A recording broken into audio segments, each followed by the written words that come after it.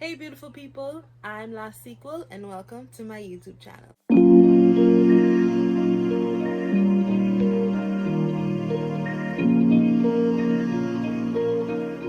In this environment that we're in right now, I know a lot of people are doing online schooling, whether it's primary school, high school, college, and it can be overwhelming for some people. I personally love online classes. I don't know what it is, but I choose an online class over an in-person class any day. What? Now, if the professor is better in the in-person class, I'm taking the in-person class. But if they're on the same level, I'm choosing the online class. So here's how to survive online school. Tip number 1 is to breathe. With everything going on, things can get so hectic that you honestly forget to breathe. So just take a moment, breathe. You can do this. Tip number 2 is to go outside. Just go outside, walk around your house, walk down the street, just go get some fresh air and some sunlight. Being inside all the time is a lot, and now adding school to that can be quite overwhelming. So just go outside, free your mind. If you can take your class, like your online class, outside, like set up a chair, a desk outside, do that so you can have some sort of change of environment. Tip number 3 is to get a planner and a calendar. I know a lot of people like in-person classes because the teacher or professor is there to remind you of certain things that are happening and when things are due, and you get constant reminders. But now that's not gonna happen. It's time to put on your big girl panties and your big boy boxers or briefs, whatever tickles your fancy, and make yourself accountable. In college, I know you get a syllabus.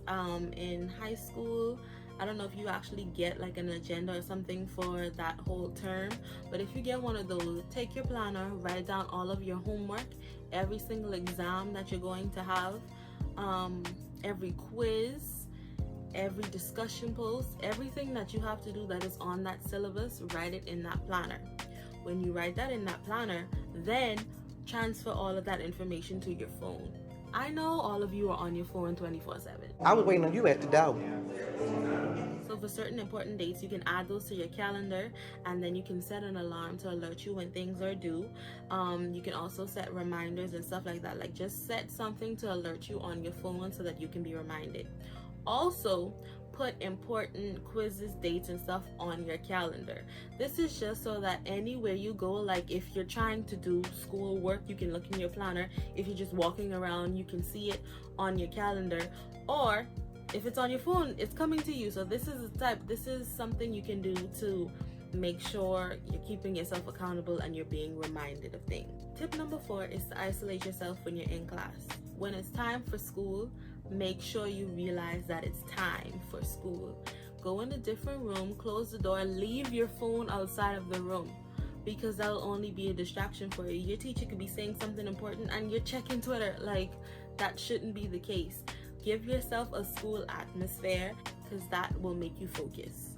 Tip number 5 is to actually get up and get ready for school. There's something about just waking up, taking a shower, washing your face, brushing your teeth, eating breakfast. It's like your mind understands that it's time to get up and start working, and then you'll end up being more focused in class instead of just waking up out of your bed in your pajamas, laying down and opening up your laptop. No, you're gonna fall asleep.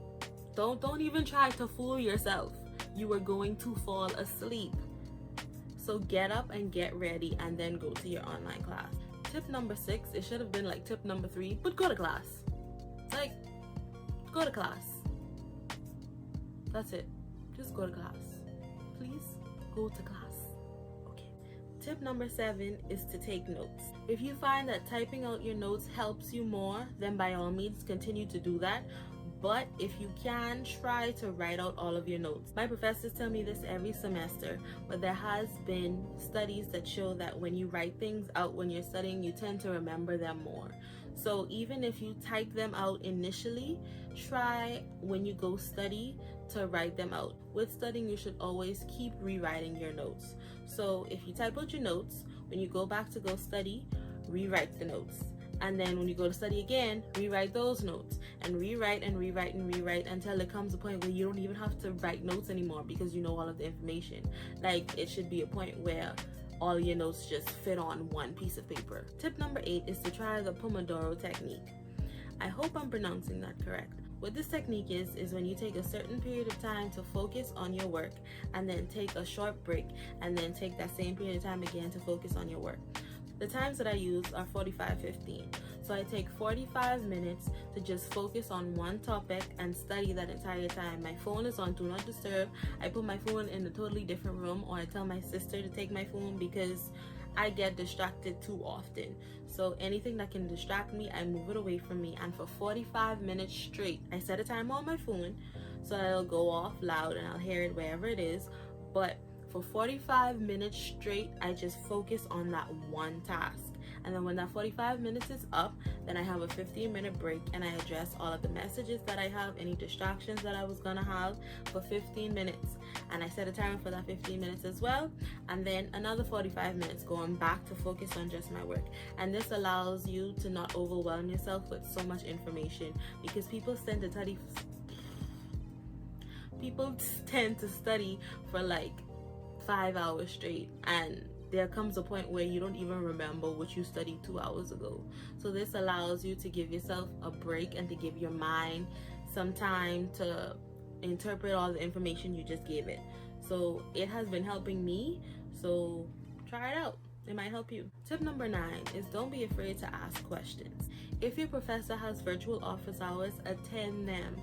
Or just email them any question you might have, because since things are online and the way things are administered might be different, certain information won't be understood as well as if it could have been in class. If it comes from when you're studying and you don't understand something, then send an email or wait until the professor has office hours, or the teacher, because you might be in high school. But just make sure you ask those questions. And last but not least, tip number 10 is to believe in yourself. If this is your first time taking an online class, everything is going to be new to you, and you might start feeling like you can't do this, but let me tell you this, you can. As long as you apply yourself and you take the necessary precautions to make sure that you focus and you take the class seriously, you got this. You got this. You got this. Well, that's all the tips I have for now. If you have any questions, don't be scared to leave a comment.